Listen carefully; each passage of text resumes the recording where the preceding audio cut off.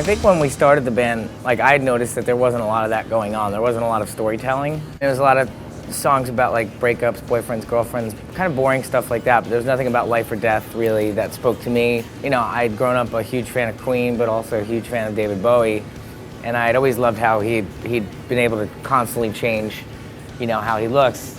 I think in a lot of ways because it reflected who he became each time, and it made it interesting for him. I mean, that's the thing for me, like, I love to be able to create a world with the guys every time, and I have to be able to change it, you know? So it depends, you know, from song to song, it varies. Sometimes, you know, you'll come up with a song idea and you already have everything kind of planned out, you know, like how you want to hear it. But the fun part of being in a band is hearing how others interpret, you know, your ideas, you know, and that's really the great part about especially being in this band, because I feel like we all kind of look to each other as not only creative equals, but as inspiration, you know. So when I come up with an arrangement or something like that, I kind of just, you know, let them do what they want to do, and if I have suggestions that they maybe not have thought of, then we'll bring those up. But other than that, I mean, it sometimes turns out even better than what you had in your head. For recording, basically what happens is a song's born out of usually a theme, a lyric, a vocal melody, guitar line. It has to be like one fragment of something, and then it'd be like a wood pile where everybody throws the idea in the middle, and then everybody's throwing their match on it, and then, you know, you see what catches fire, and we kind of go from there, and the song kind of grows and grows. And sometimes it happens super fast. Like, there's songs on Danger Days that came almost immediately. Like, it spoke to you when you heard the tiny part. Everybody knew instinctively what to play, and it was like it started to snowball. It's really fun to get into a small studio and kind of just play like, all right, say the song's gonna go just like a, you know, something like that, and then have Gerard he'll sing gibberish kind of in a melody, and then I really like to work with those vocal melodies that he comes up with and kind of support those melodies. So that's my favorite thing to really do. A lot of the stuff we end up playing on the records is kind of your first instinct, and you know, when we're sitting down and writing the songs, it's pretty interesting. A lot of times, you know, he'll be writing his bit and I'll be writing my bit, and then, you know, in the practice room, sometimes it's hard to hear what the other guy's doing, but somehow we always end up writing stuff that really complements each other. And, you know, certain songs like on Black Parade, we did do a lot of like sitting down and kind of figuring out parts, but some of the stuff on Revenge, you know, some of the early songs too, a lot of that was just kind of what felt great at the time. And I think it's cool because we each have a little bit of a different style of guitar playing. You know, we come from a little bit different backgrounds, and I think that's kind of what adds to the sound of our band. You know, you have two different style of guitar playing in one, and yeah, we always end up. Thankfully, everything always ends up working out. Well, I mean, the best way to write a song is absolutely, there's two ways to do it. You know, that moment of inspiration where it's just pure and it's driving you and you can't fight it back. That's the best kind. And then there's other times where you really just got to sit and kind of work at it and pick up a guitar and just play it. You know, one of the things about Danger Days was the guitar kind of became my personal enemy on that writing process, whereas Parade, I would pick it up all the time and try to write songs. I found that I couldn't do that on Danger Days. I had to do it with beats or keyboards, and now I've found that I love the guitar again, so that's been kind of nice. Making this album, we really were using instruments that we never thought to ever touch before. Like, you know, like we were finding inspiration from almost anything. There was so many different instruments at Cavala's studio. For this last record, for instance, you know, it was like, forget what you know.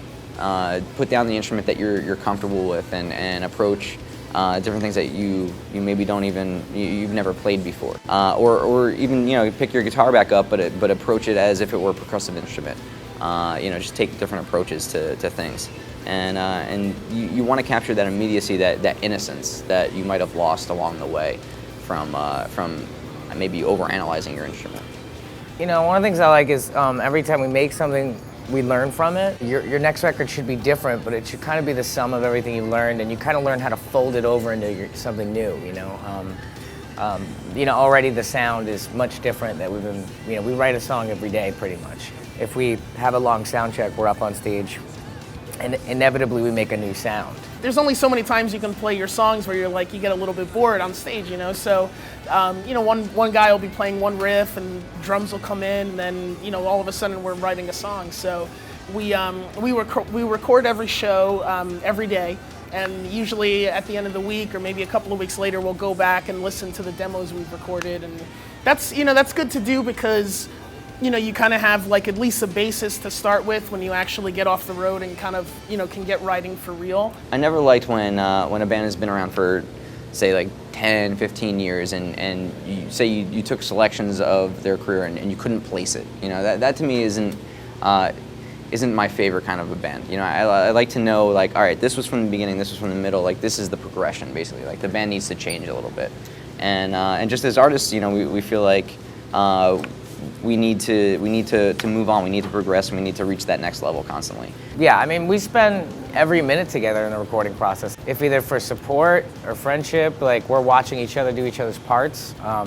We're encouraging each other to do better, and but we work on arrangements absolutely together constantly. Epiphone was always the kind of guitar that we could afford, but would also, you know, stand up on the road. And so years after, you know, playing and stuff like that, we were approached by a wonderful woman, Cara, from Epiphone, and she was like, you know, I'd like to help you guys out. I know you guys need some guitars and stuff. And I was playing their Les Paul Elitist series, and they're great guitars, but they were super heavy, you know. So like, she came to me and was like, you know, would you ever want to consider maybe making your own guitar? And I thought about it, and I was like, yeah, why not? You know, that'd be a really great challenge. So I tried out the old Wilshire, and I stole the body from that, but then I replaced the neck and headstock and the pickups from their Les Paul Elitist, and I made a couple other little tweaks. There's a Tone-o-matic switch and a kill switch here. It's really super light, and it's got a hell of a tone. Basically, it's my own little hybrid, and we call it the Phantomatic. I played guitar before I played the bass guitar, but I think I excelled at the bass over the guitar. This is a custom bass. Fender made it for me. It's a Mustang, and it has EMG pickups to kind of simulate a P bass sound.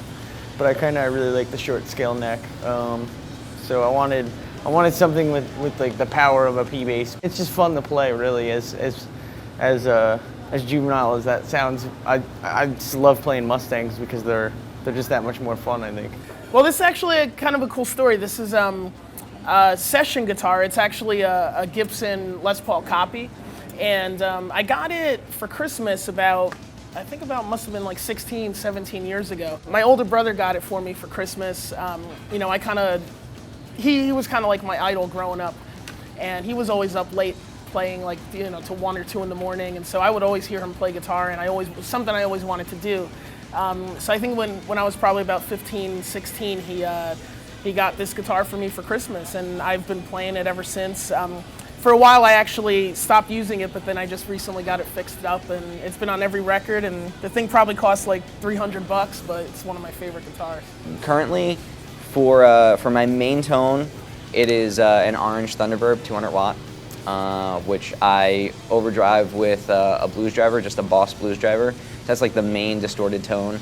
And for my clean tones, I use a Vox AC30, which I don't know if you can really beat that, you know. Kind of amps, I use the Ampeg SVT Classic in the A10 cabinet. Right now I'm playing stuff made by Dave Friedman. I have two of his amps.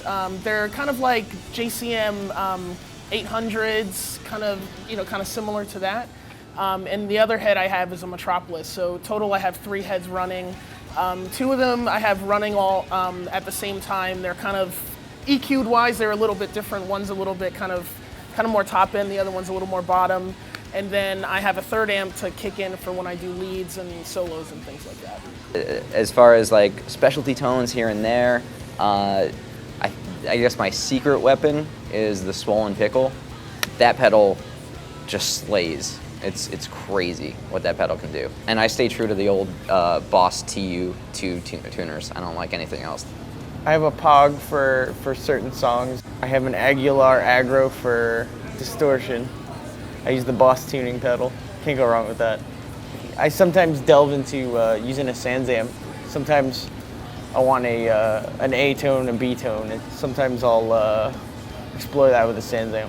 Effects, I have a bunch of stuff. One of my favorite pedals is Electro-Harmonix Pog pedal, which I use a lot for, just kind of like, it's an amazing pedal. Like it adds like really nice growl, really nice sub-octave to riffs. Like if you're doing single note stuff, it just kind of beefs up the tone.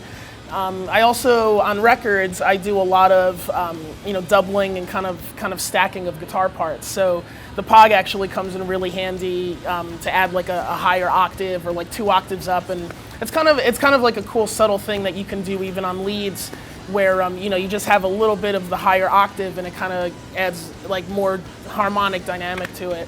A couple other things I use is the MXR carbon copy, which is incredible delay pedal. TS9, tube screamer, just like basic stuff here and there.